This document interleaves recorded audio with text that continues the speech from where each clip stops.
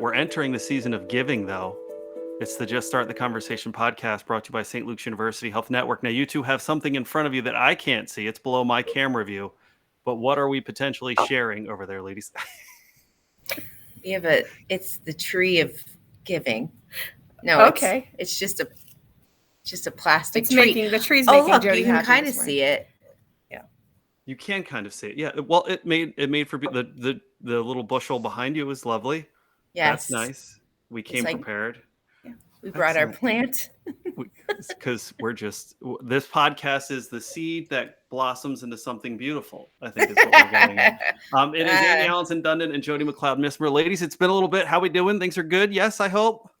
Yeah, great. Things are really good. We've been through Halloween and all sorts of early fall stuff, and we're heading into Thanksgiving and the holiday season, so we're all good here. How about you, Crockett? Excellent. Things are excellent. I'm actually coming to you live from my childhood bedroom right now. So we're both in different locations today, which is interesting. I'm a little disappointed at the background. Is that what your bedroom looked like when you lived there, or did your parents cleanse it when you left? No, there was a cleansing. This would have been lots of Philadelphia sports memorabilia. And better off that's not up this morning. Okay, let's not go there today. Sorry. Yeah, it's too soon. Too soon. Well, listen, which kind of leads us into our topic of grief and loss, just a different kind. As we get ready to start the Just Start the Conversation podcast with you guys. And we've hinted at the holiday season that it's here. It is upon us. And while it is typically a cheery time, a loving time, a fun time, certainly circumstances present themselves that can make it a really difficult time for a lot of people. Particularly, there's been a lot going on in the last couple of years where maybe there's some family members who aren't there anymore. Certainly, we had our distancing there for a while as well. So that's going to kind of lead us into our conversation today. So I guess as we kind of get kick-started, I'm going to ask you two as the professionals here. As a person from the outside looking in, I start to think a little bit more about the holidays, about some people who I've particularly lost in my life. Do you guys see yourselves as the professionals? Is this a time when maybe people are trying to, maybe if they've put off having a conversation with somebody before, maybe this is the time of year that it's more likely, I hate to say your busy season, that's not what I'm trying to say, but that maybe people are trying to reach out to some of you a little bit more this time of year versus others? I think what tends to happen when we come into Thanksgiving, Christmas, Hanukkah, is that people start reflecting more. And we have a lot of times people reaching out because they're feeling extra sad. But I just think we're thinking about people more this time of year because of traditions and because of really significant memories that it seems to be more prominent this time of year. But in reality, people are grieving all the time. That's what I was going to say. For many different things. Yeah. I think, and especially in Western culture, as we were preparing for this podcast today, I was looking at differences between the Western culture and other cultures and how they handle the death of loved ones. And it was fascinating at the differentiation between how we as Westerners handle the dead, our dead, and how other cultures handle death. Now, I know we're talking about grief, and grief can come in many forms, but specifically we're talking about the loss of a loved one or a loss of someone physically not being here anymore. And I think there are life events that come all the time. Christmas may not have been the big thing, or Thanksgiving may not have been the big thing. It may be just a life event, graduation or a wedding or, the opening ceremony of the Olympics. It could be different for everybody. Why'd you look at me like that? Why is the opening ceremony of the Olympics? So for me, it's I've got to say, if she is talking about different cultures and how maybe we embrace these scenarios, but Amie, your face and my face were very much like, go on. So here's why. For me, the opening ceremony of the Olympics, I always think about my brother. So my brother passed away, and I remember watching the opening ceremony of the Olympics with my brother because it was, it's such fanfare and it's amazing. There's singers. So I recall the first Olympics after he passed away, I picked up my phone to call him. And I was like, oh man, he's not alive. So that's why I mentioned, because that's a trigger for me. And who would ever think of that? Right? Like you don't know that. That's not something that even my family would have known, or my husband or whatever. But yeah, so that's significant for me. But I think we did just come out of Halloween for those who are listening to this later. And when you look at and I am not going to say this very well, but when you look at the Day of the Dead, or Dia de los Muertos, when you look at how the Mexican culture celebrates the dead and actually invites them back with offerings, and it's a true celebration. So when you think about, and again, I am repeating, this is not something that I have ever done, but I think it's an interesting contrast to how the Western culture looks at our dead and inviting them back. And if I were going to make an altar for someone who died in my life, who, I might put their favorite food, I might put some football pictures, I might put things out that welcomes them back, but it's a celebration. It's not a grieving. And I mean, that's just one example of how one culture treats their dead than we do. And I think that we treat a lot of that kind of at arm's length. When you think about other cultures that actually dress their dead, when somebody dies, there's a whole ritual to what the loved ones come in and actually, wash the body, and they participate in that. And in our culture, and this isn't a judgment, it's just how we manage the process. We engage with a funeral home, and the funeral home does all of that. It's different. And I think that that's where that process starts. And so I would imagine, Amie, when you're working with people, you have to take culture into consideration when you're talking about grief of the loss of a life, because grief can be a loss of a home, all of those things.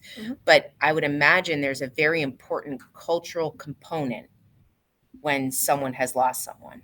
Yeah, there is. And there's also, so there's the overall culture of your family, but there's that, or friend, but then there's the culture of the family.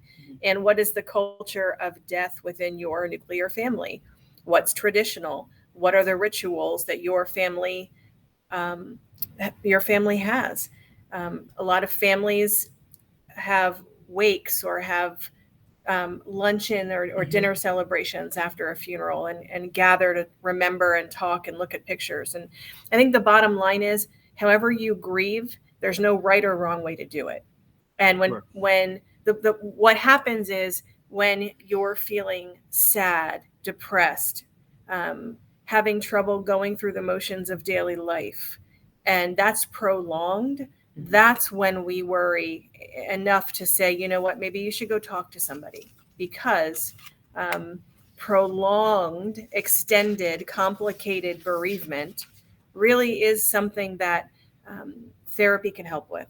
But different than major depressive disorder. That was one of the things that I was learning. So prolonged grief disorder is different than major depressive disorder, both found in the DSM, which is basically where a mental health professional would go to pull symptomology to diagnose someone, not to get all technical, but it's basically a book. It's a big book that says, here's how you diagnose people. Here are the criteria you need to officially give somebody a diagnosis. Yeah.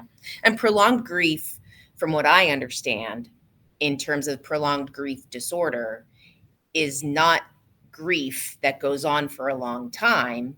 It's grief that impacts your daily living. So I thought that was really interesting. I learned a lot when preparing for today. Really learned a lot. And it was interesting because I actually did side by side major depressive disorder and prolonged grief disorder. And although the symptoms can be the same, it was really interesting to see that there's a differentiation. And so there's grief, there's prolonged grief, and then there's prolonged grief disorder. And it's that daily living aspect when it's prolonged grief disorder. And it was interesting to hear that. And so and Amie, correct me if I'm wrong, but from what I understand is that major depressive disorder is the feeling of loneliness, hopelessness, worthlessness, where the prolonged grief, although similar, it's specific to an incident. Right. Major depression often is very kind of ethereal. It's kind of floating out there, and you often can't pinpoint a trigger or a cause. Right. When we know that we've suffered a major loss and all of our symptoms are happening after that event, and because of that event, that's the differentiator. Yeah, I thought that was really interesting. And I think there's a good book I just want to recommend to folks. And I am going to read this because I want to get it correct, but it's called From Here to Eternity. And it's by Caitlin Dowdy. And we'll include that in the show notes. But it's basically, it looks at death and dying in different cultures. It doesn't talk about the diagnostic components, but it does talk about death and dying in different cultures. And for me, I listened to it. Admittedly, I didn't read it, but in listening to it, it was really fascinating to look back on how I've grieved and to think, how could I do it differently in the future to avoid perhaps, or prepare for, not entering into having it affect my daily living. Because I think there are aspects of all of these pieces we can learn from moving forward. But if you're in it now, if you're grieving now, and I shouldn't say that because grief is your whole life. Right. We're all, honestly, I think we're all grieving all the time, which is a really big, heavy, scary statement. But if we think about all the losses, people, humans, and then you take our losses, fur babies, animals in our life, you take then the losses of jobs and finances and housing, friendships, and and natural losses due to natural disasters and pandemics, and we kind of put that on top of each other. We're in a perpetual state of grief, which is why the coping skills that we use to get through every day are ones that generally are going to help us move through grief. Routines, nutrition, exercise, talking, friendships, hobbies, recreational activities. All of those things are going to help you move through the grief and get yourself to emotional regulation, which is what we're talking about. I love that. Yeah. It's really hard when we're grieving to feel emotionally regulated. So that's the goal, is to help us achieve that state where I feel like the seesaw is kind of balancing out a little bit, and emotionally I'm in a space where I'm pretty regulated. That's our goal. Everybody's rituals to get to that point look different, and that's okay. So that's kind of where I was going to actually kind of take us down that road a little bit there, Amie, with as we're getting into the holiday season, or we kind of jokingly touched on Philly sports teams a little bit ago, but I know a ton of people that were there and were like, I was with my dad or my mom at the World Series in 2008. To have my kids here now was such a great memory. And there's that effect of maybe as you're taking down your holiday decorations from the attic and you're going through and you see the old pictures of the ornaments or whatever the case may be.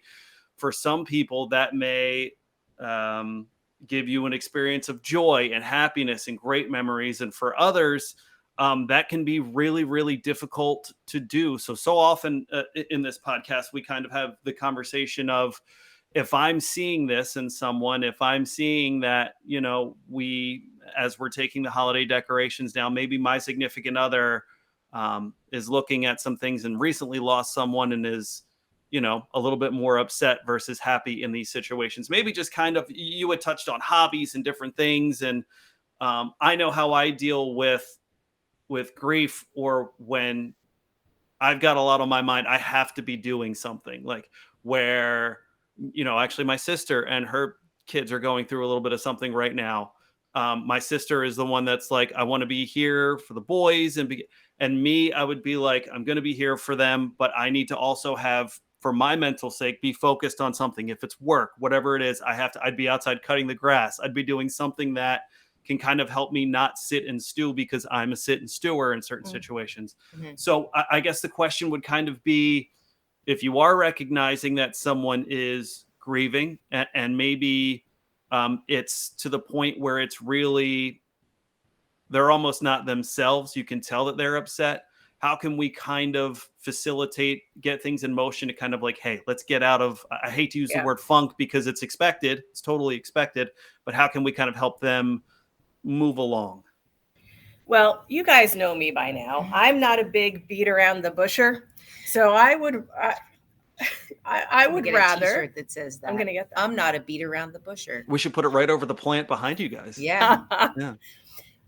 I think, in my experience and clinically, it's always best to communicate and say to that person, wow, Crockett, I noticed that you seem really sad. Today must be a really hard day for you. Can I give you a hug? It's really important to call a spade, and to in an appropriate, healthy way, say, hey, I see that you're sad. I can't necessarily take that away for you, but I'm here for you. Let's, do you want to take a walk? Do you want to write a letter to that person to kind of get it out of your head and onto paper? What do you need? Ask that person what he or she needs. Yeah. Because it may not be what you think they need or what you would do for yourself. To your point, Crockett, a minute ago, your sister handles things one way, you handle things a different way.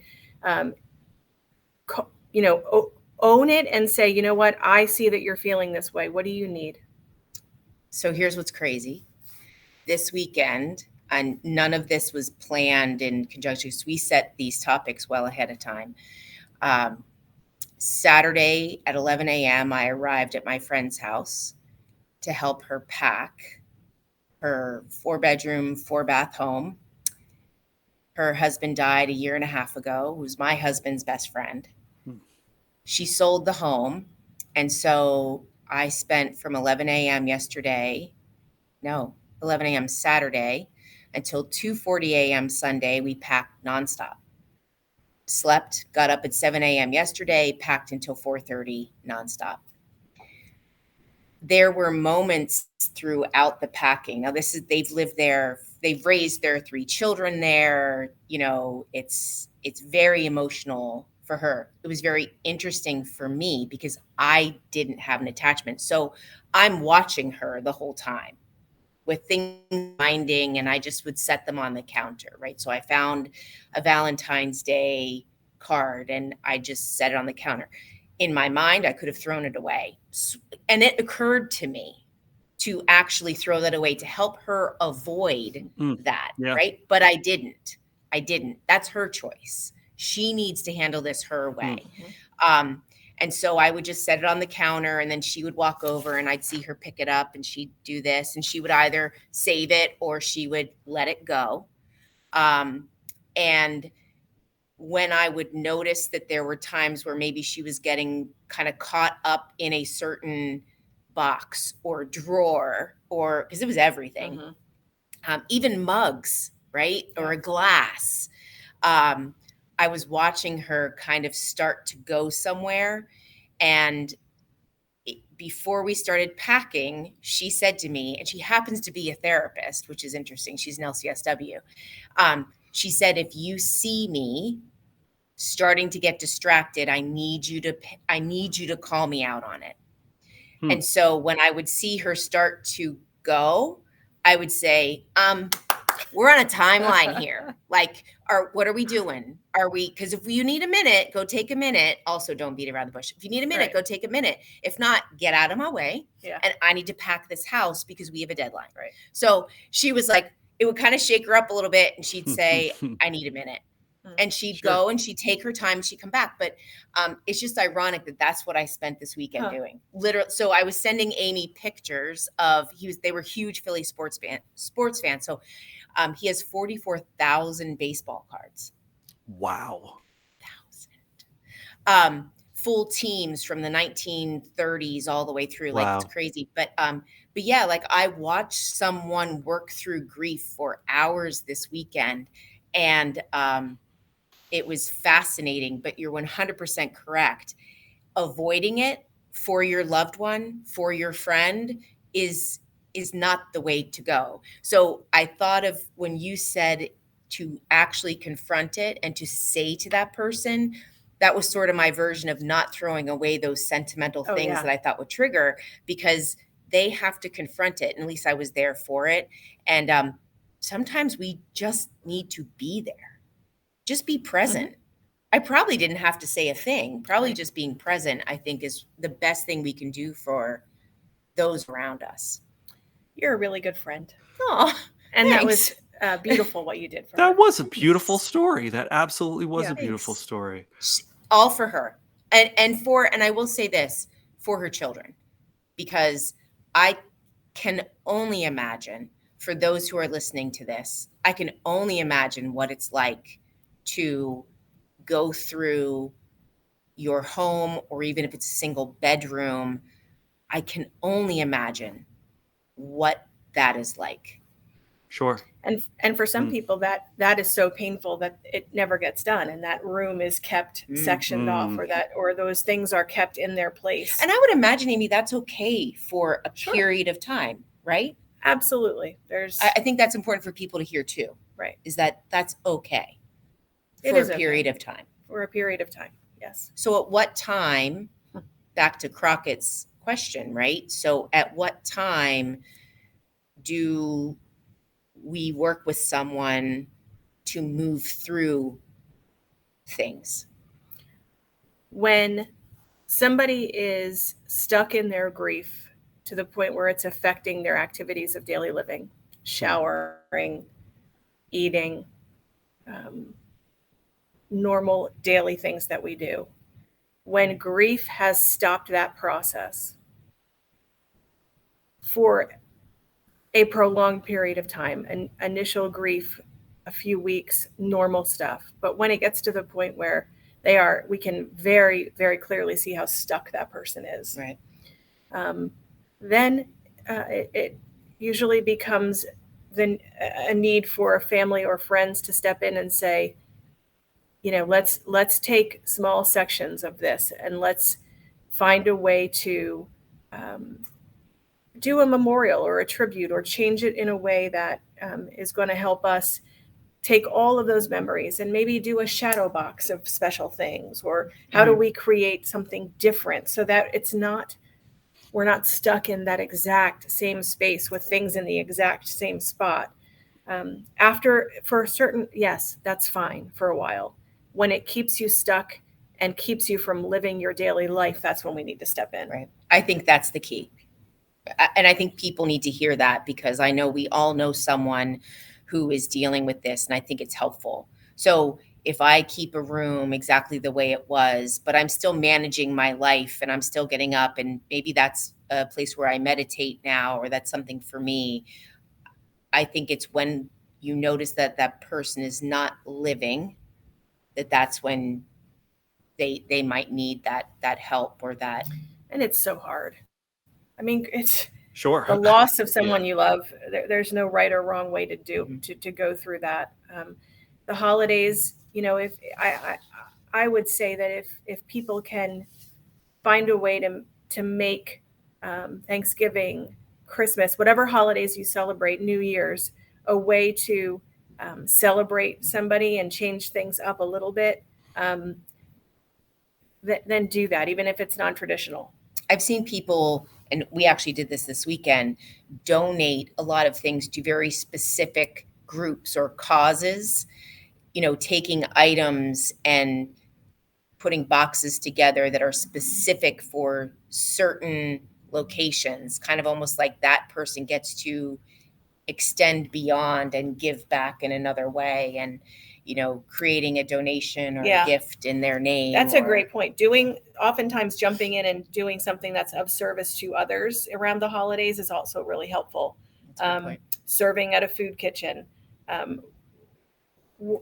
All communities have events that are open to the public for help around the holidays or all year long.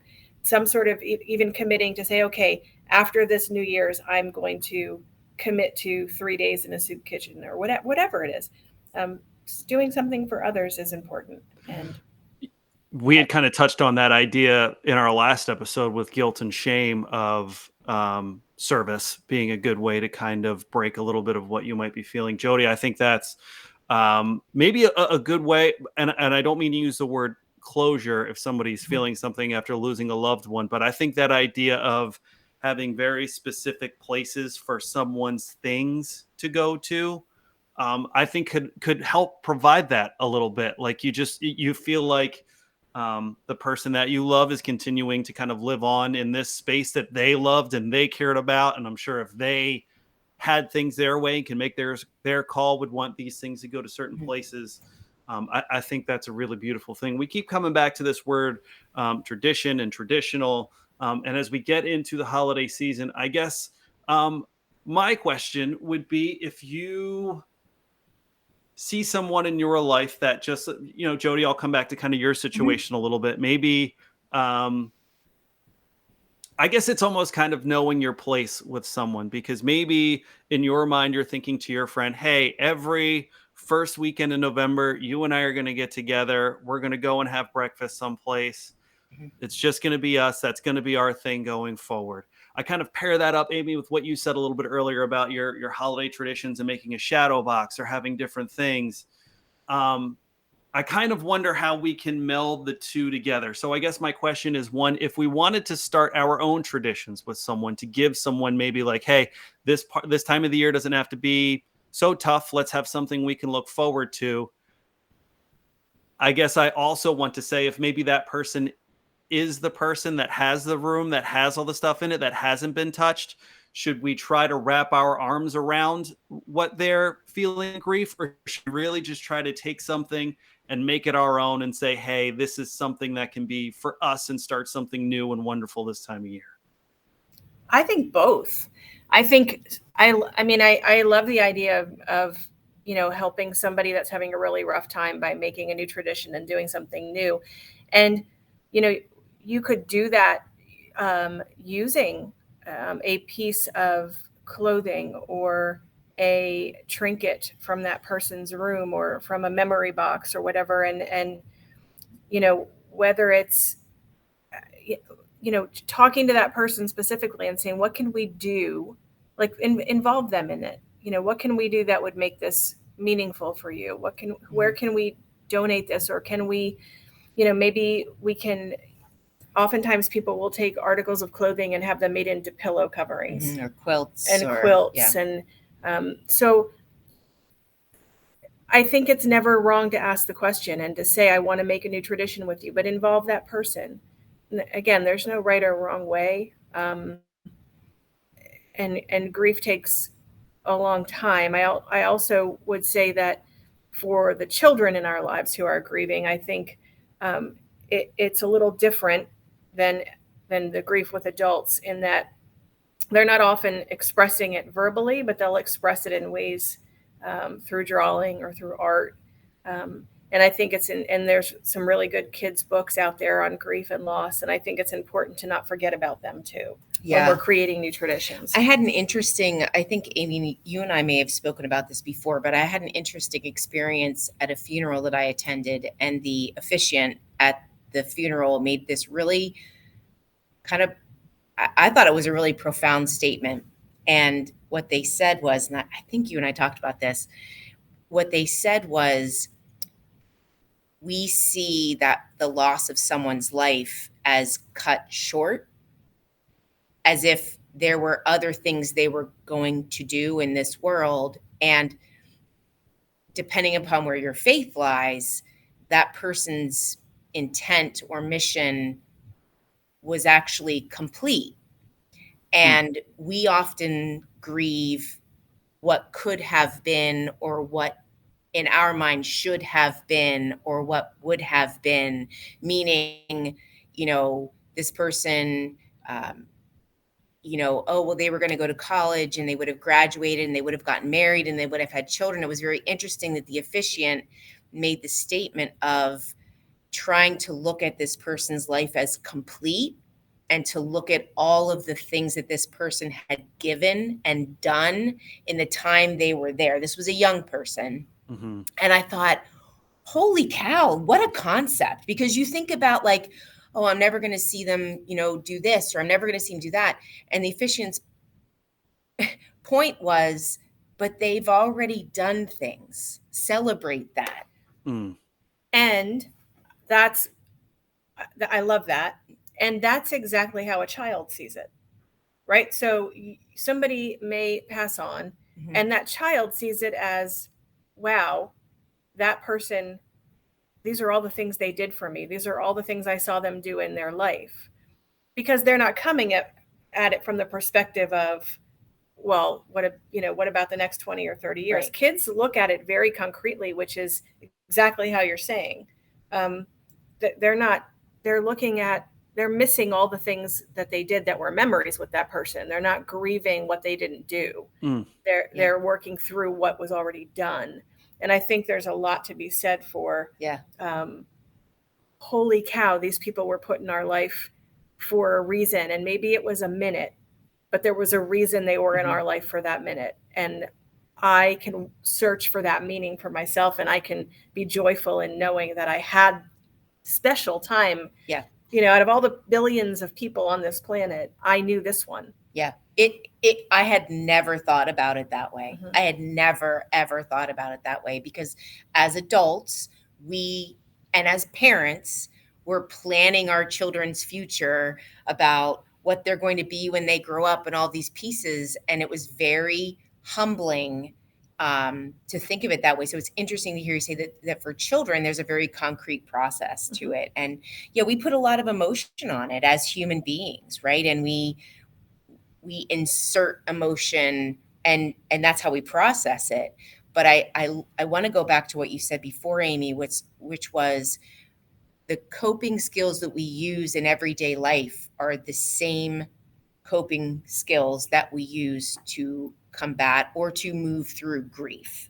Mm-hmm. So it's really just a matter of honing all of those coping skills and coping strategies, and then applying them during those times of grief, because they're going to come up and we're going to experience things. I love the emotional regulation of, those extremes. We all have them, mm-hmm.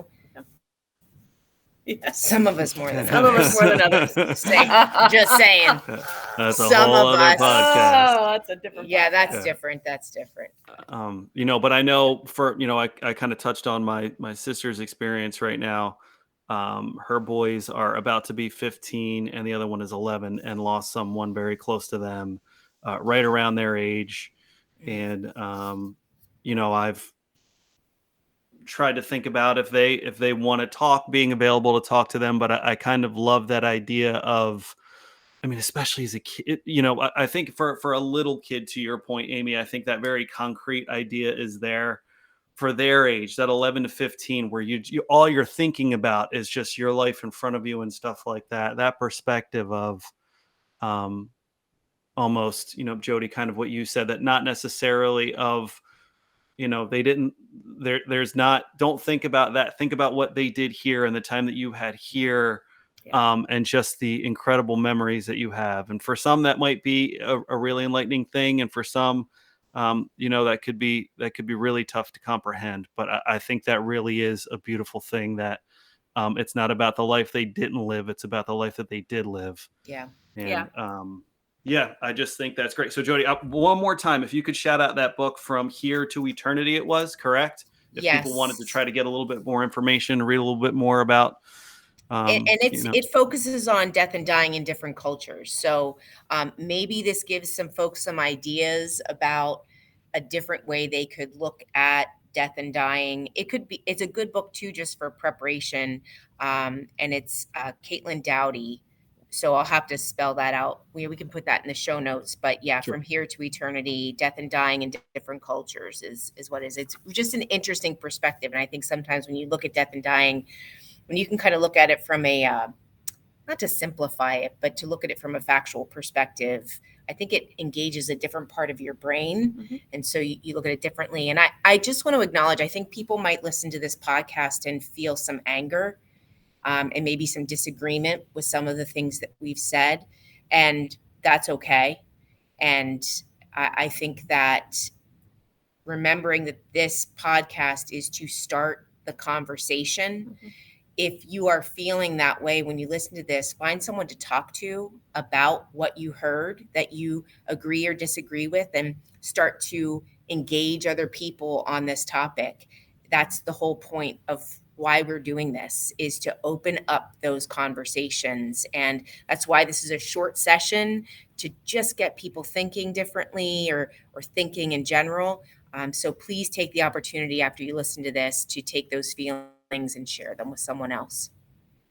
I think that's a beautiful spot to wrap this one up, ladies. So yeah, just that's why it's called what it is. Just start the conversation, whether that's with somebody close to you, sending them to professional women like yourselves who are excellent at what you do.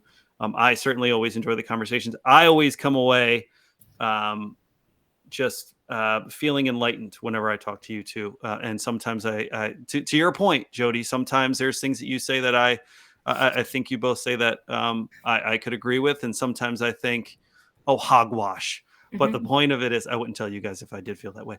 But I think the point is to just to have the conversation and start talking to one another. And if somebody needs a dang hug this holiday season, ask first. But offer up hugs if you can. First. Ask first. We're going to put that hashtag ask first in this one. But please, there are a lot of people feeling a lot of different ways, especially this time of year. So reach out if you can. So for Amie, Allanson, Dundon, and Jody McCloud, Missmer, thank you as always. And this is the Just Start the Conversation podcast, and it's brought to you by St. Luke's University Health Network. You can learn more about this episode and this whole dang thing we call the Just Start the Conversation podcast at sluhn.org. Thank you both, ladies. Thank you. Thank you.